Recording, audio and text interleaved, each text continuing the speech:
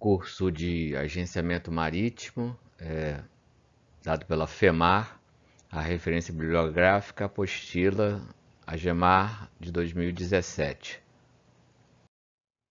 Bom, o sumário do nosso curso, traz que o propósito geral desse curso é proporcionar a você, aluno, uma visão global de uma agência marítima, para familiarizá-lo com as atividades dessa agência e a integração reinante entre os diferentes setores que nós vamos estudar no capítulo 2 e os clientes no capítulo 3.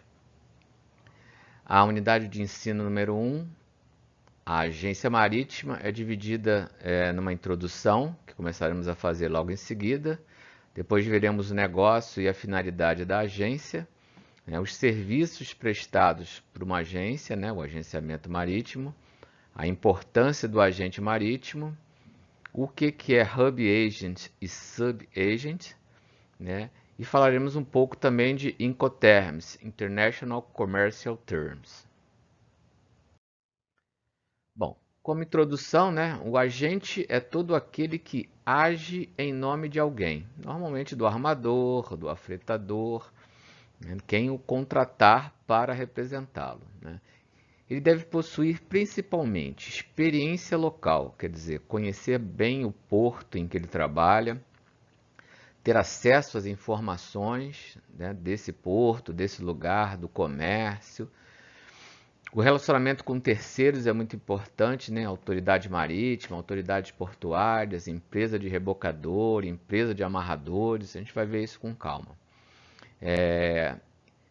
Que permitam esse agente representar os interesses daquele que o contratou, do principal, do armador, afretador, quem for que tenha o contratado. Para que, se fosse o próprio, como se fosse o próprio contratante, buscar as melhores soluções para ele, quer dizer, combinando qualidade com custos compatíveis, quer dizer, fazer o mais e melhor pelo menor custo. Essa é a preocupação constante do agente. Sob o aspecto jurídico e legal, o papel é de mandatário do armador, então ele é só um mandatário. Os direitos e os deveres de diversas partes, que às vezes acontecem, conflitos, discussões, devem ser associados a cada parte com correção, para que ninguém assuma a culpa de outra pessoa. Aqui temos a figura de um agente com seu rádio VHF pendurado no pescoço, no cais, dando apoio aos navios. Essa é a vida do agente de operações, que a gente vai ver posteriormente. Bom, a atividade do agente marítimo data de mais de 150 anos atrás, bastante antiga, e ela vem da expansão marítima, a Revolução Industrial, as companhias de navegação precisavam ser representadas no exterior por pessoal capaz, que conhecesse o porto, que conhecesse as condições daquele país, daquela cidade, porque a Revolução Industrial produziu excesso que era vendido para o resto do mundo. E com isso, houve a necessidade de suprir a necessidade dos navios, da carga que os navios traziam, da tripulação que ficava meses no mar, e sempre ao menor custo possível. Isso é uma coisa que a gente nunca pode esquecer. A globalização da economia exige que as empresas uma crescente modernização em função de competição entre elas. E essa concorrência que fez com que as fronteiras fossem rompidas. Então, a função do agente é muito importante para dar apoio a essas empresas de navegação nos vários lugares do mundo em que os navios dela venham a atracar. A via marítima é o principal meio utilizado para o transporte de mercadorias de comércio exterior brasileiro e do mundo. Todo mundo usa muito mais a via marítima do que os outros meios de transporte. A tonelagem transportada por via marítima representa cerca de 96% do total aqui no Brasil, e da importada cerca de 89%. Isso no mundo inteiro é bastante significativa essa tonelagem exportada por via marítima. Logo, o Brasil depende do mar para se ligar comercialmente ao resto do mundo. Se alguém negar o uso do mar ao Brasil, aos seus portos, o Brasil para, a economia para. Aí é um exemplo, né, de um navio conteneiro saindo do Porto de Santos, que é o maior porto da América Latina. Bom, aí nós temos dados da ANTAC, né, em relação à tonelagem exportada por via marítima por rotas oceânicas, né?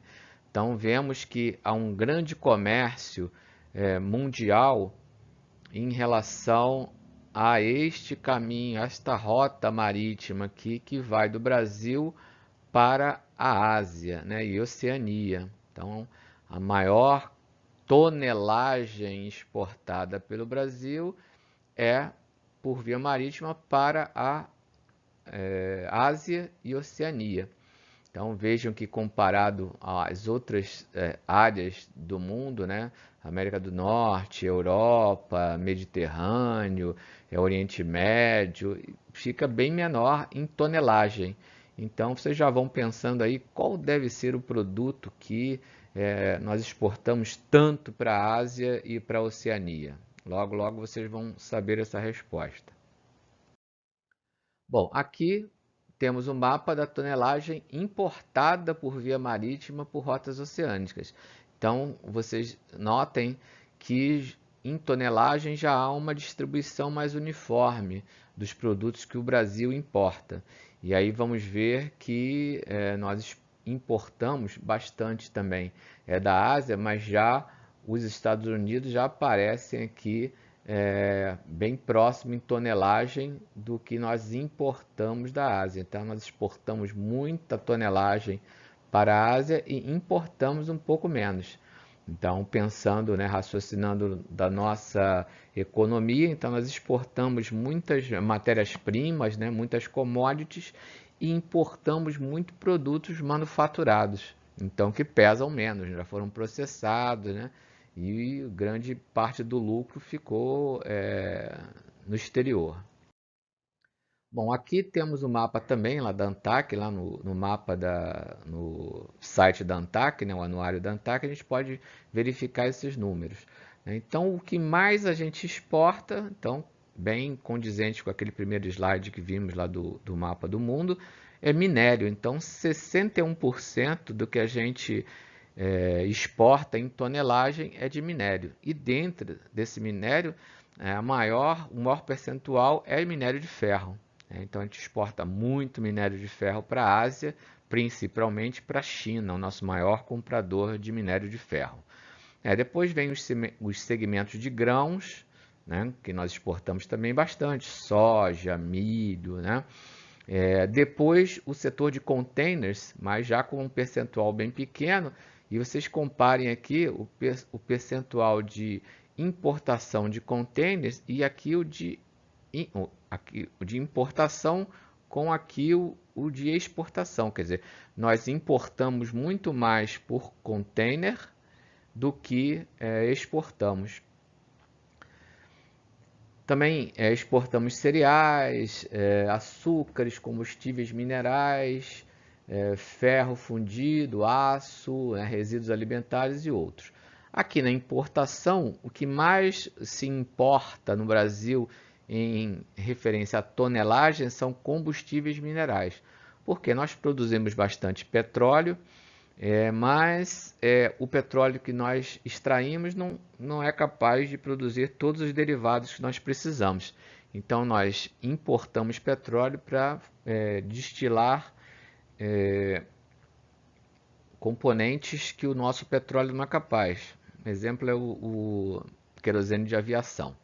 Bom, em segundo lugar vem os containers, né, que nós importamos muito produto manufaturado por container. Então a relevância desse segmento está crescendo cada vez mais. Depois vem adubos, que nós importamos, sal, produtos químicos, cereais, produtos químicos orgânicos e outros. Bom, agora dentro da introdução, né, vamos ver o papel da agência no comércio exterior, né? Desde o comércio marítimo se instituiu, né, surgiu a necessidade dos armadores em possuir em cada porto um agente marítimo, né, com notório conhecimento daquele porto, daquele lugar, em diversas áreas comerciais, jurídicas, operacionais também, né? E a agência marítima é a empresa que representa o armador em determinado país, quer dizer, estado, cidade, porto, e faz essa ligação, né? Esse elo entre ele e o usuário do navio, né? Entre o porto e o usuário do navio e o armador. Esse agente pode ser uma empresa, né, uma agência marítima do próprio armador. O exemplo é a MSC. A MSC é uma empresa marítima, tem navios de passageiro e navios conteneiros também. E ela utiliza a própria agência, então ela tem uma agência da MSC para cuidar dos negócios dela aqui no Brasil. Ou para uma empresa independente, quando a empresa de navegação não quer ter uma agência naquele país, o custo é muito grande e tal, eles preferem não ter e contratar uma para representá-lo para a prestação de serviços, né? O agente pode ser único, né, e realizar todos os trabalhos necessários para o atendimento daquele armador, daquele porto. Ou ser apenas agente comercial, ou agente operacional, ou ambos, né? Nesse caso, o armador precisará de 2 agentes, cujos trabalhos vão ser complementares, né? Também tem os agentes operacionais, então a gente vai ver essa diferença entre os agentes nas aulas posteriores. Aqui nós temos as instalações portuárias do Brasil, né? Um mapa que tem no site da ANTAC. Então vocês vejam que o Brasil é um país que tem muitos portos ao longo do seu litoral, né? Pode fazer navegação aqui de cabotagem, né? Que é uma navegação feita entre os portos nacionais. E além disso, ainda pode fazer uma navegação interior aqui no Rio Amazonas, né? E vai até Manaus com navios de grande porte. Então, existe muito trabalho nessa área de transporte aquaviário, de portos, no Brasil, e a tendência da navegação de cabotagem, né, com o projeto BR do Mar, é aumentar cada vez mais. Bom, o papel da agência no comércio exterior, né, continuando, né, as importantes atividades dessa agência marítima no comércio exterior primeiro, angariamento de carga. O que é isso? É o agente ou a agência conseguir uma carga para ser transportada por navio, né? Conseguir um navio com espaço disponível para aquela carga, né? E além disso, controlar as operações de carga e descarga, né? Então esse é o papel principal da agência no comércio exterior. Então, o contrato de prestação de serviço, né, costuma incluir a administração do navio, quer dizer, todos os problemas que venham a acontecer, abastecimento, etc. O recebimento e remessa do valor do frete ao armador, quer dizer, dinheiro do exterior vindo, indo. Representação desse navio e do armador junto às autoridades portuárias e marítimas, né? O porto, a Marinha do Brasil, que é a autoridade marítima, né? E também atendimento aos vários clientes que existem, né? A praticagem, os rebocadores, amarradores e etc.